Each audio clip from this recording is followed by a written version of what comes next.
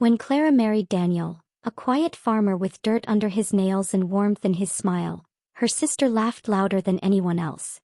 "You traded ambition for mud," she had once said, glass of champagne in hand, surrounded by friends who nodded in agreement. For years Clara stayed silent. She and Daniel built a life far from the city's polished towers. Simple, peaceful, honest.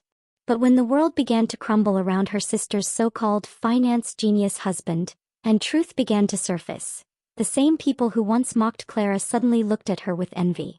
Because in the end, soil grows more than crops. It grows character. Part 2.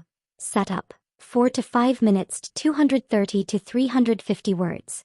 Clara had always been the quiet one, the dreamer who found beauty in small things. Her sister Vanessa was the opposite. Loud, confident, and drawn to luxury like a moth to flame. Their parents admired Vanessa's ambition. She climbed the corporate ladder, married Ethan, a charming investment consultant who promised wealth and success. Clara, meanwhile, met Daniel during a countryside volunteer program. He was steady, humble, and kind. A man whose hands were calloused from work but whose heart was soft and loyal. When Clara announced their engagement, Vanessa mocked her openly at a family dinner. Their parents stayed silent. Clara didn't argue, she simply smiled, knowing that love built on respect would outlast love built on image. Years passed. Clara and Daniel lived modestly but happily on their small farm, growing fresh produce and helping their rural community thrive. Their life was slow but sincere. Meanwhile, Vanessa's world sparkled. Luxury cars, parties, and social media photos of exotic vacations. She flaunted her success, often sending veiled messages that compared her perfect life to Clara's quiet countryside routine. But beneath Vanessa's glittering surface, cracks began to form, cracks no filter could hide. Because while Clara's days were filled with genuine joy, Vanessa's world was built on illusion. And illusions always break. It started with a rumor, whispers about Ethan's investment firm being under review. At first, Vanessa brushed it off, posting more photos of luxury dinners and new designer bags. But behind the scenes, the walls were closing in. Ethan's clients began pulling out. News reports hinted at missing funds. The lavish parties stopped. The luxury cars were quietly sold. Vanessa's confident smile started to fade. Clara saw it all from afar but said nothing. She remembered every cutting remark, every time her sister rolled her eyes at her husband's dirt-stained clothes. She didn't wish harm, only understanding. Then one morning a letter arrived. It was from Vanessa. Her tone had changed, humble, frightened, desperate.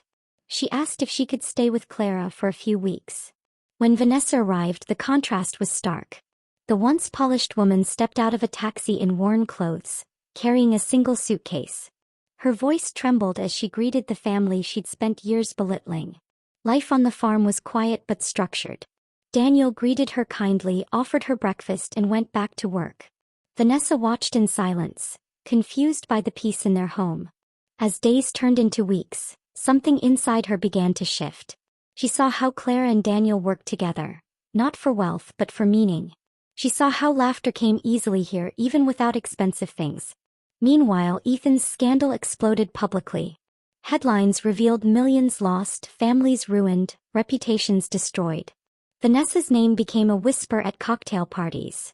Once admired, now pitted. For the first time she understood what Clara had truly built. Not luxury but life. Part 4. Climax. 9 to 10 minutes, 320 to 430 words. The night it all came crashing down, Vanessa sat on the farmhouse porch, tears streaming silently. The news confirmed Ethan's arrest. Her world, the one she had guarded so proudly, was gone. Clara found her outside but said nothing. She simply handed her a cup of warm tea and placed a blanket over her shoulders. The wind carried the soft sounds of the farm, crickets, rustling leaves, and Daniel's distant laughter as he checked the barn. In that moment, Vanessa realized how deeply wrong she'd been. She had mocked simplicity, not realizing it was stability. She had chased status, not realizing it was fleeting.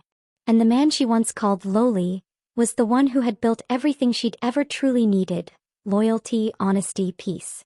When dawn broke, Vanessa looked out across the fields. The sunlight danced over the crops Daniel had grown, stretching endlessly into the horizon. For the first time in her adult life she smiled, not the forced kind from photos, but the kind that comes when truth finally settles in the heart. Months passed. Vanessa decided to stay in the countryside longer than planned.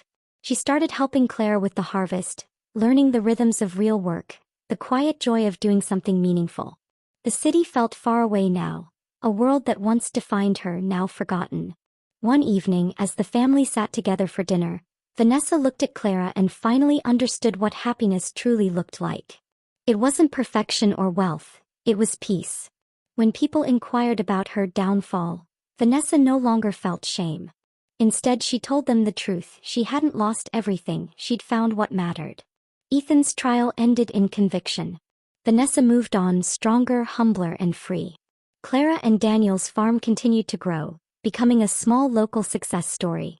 They were still modest, still content, and now they had someone else planting beside them who finally saw their worth. Vanessa never forgot the irony, how she once called Daniel a lowly farmer, yet in the end, it was his soil that healed her soul. And every morning when she walked through the fields, dew clinging to her boots, she whispered a quiet truth to herself.